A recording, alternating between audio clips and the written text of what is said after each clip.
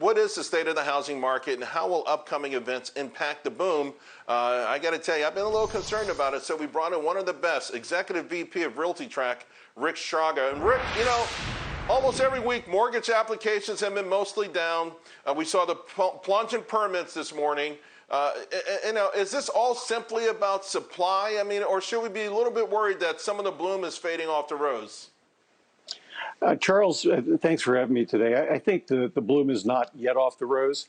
I think we've seen an extraordinary run-up in home prices because of the lack of supply over the last year, 15% price increases on average year over year. And I think even with the historically low mortgage rates we're dealing with, there's a combination now of lack of supply and affordability issues. And I think that really by itself is what's causing a little bit of the slowdown in home sales.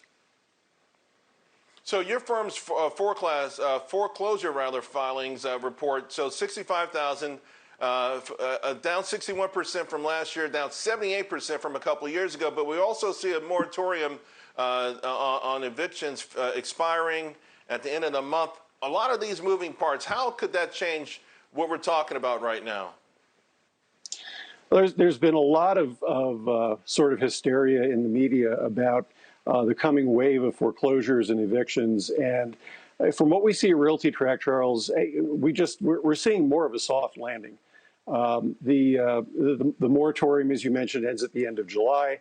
That's a 17-month freeze on foreclosure activity. The Consumer Finance Protection Bureau has put some rules in place that make it difficult to foreclose for mortgage servicers for the next 6 months. With two notable exceptions, we're going to be able to continue to see foreclosures on vacant and abandoned properties, and we're also going to be able to see foreclosures on properties that were already in foreclosure prior to the pandemic.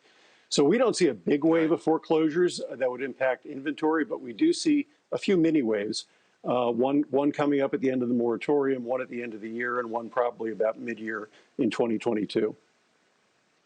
What about another phenomenon? Right now, Wall Street buying up as many single-family homes as they could get their hands on. The concern, and maybe this is another media thing, but I think there's some legitimacy to it. You get the BlackRocks and the Blackstones of the world. They own all of these homes, and they start to rent them out, and they control the market. Rents go up, and the American dream fades for people who are just stuck renting. How worried should the American public be? I hate to be contrarian to everything you're bringing up today, Charles, but it seems to be my role. The data simply doesn't support the headlines that we're reading about Wall Street eating up Main Street. We're getting ready to release a report on investor buying activity in the next month. And for the first quarter, we saw about 15% of all residential purchases being made by investors. That's exactly the same percentage we saw a year ago. So no increase on a year-over-year basis. And if you look at the big institutions, typically what you're seeing is that they own about 2% of all of the single-family rental properties that are out there in the market, all 19 million. 90% are owned by mom-and-pop investors. So the data really doesn't support the notion that we're seeing a lot of institutions coming in gobbling up all the properties.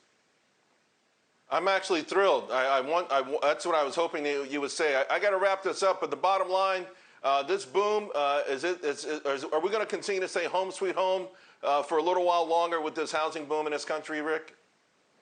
Yeah, demographics, low mortgage rates, and low foreclosure activity all suggest we're in a pretty good housing market for the foreseeable future. All right, it's been too long. I appreciate your expertise and hope we talk again real soon.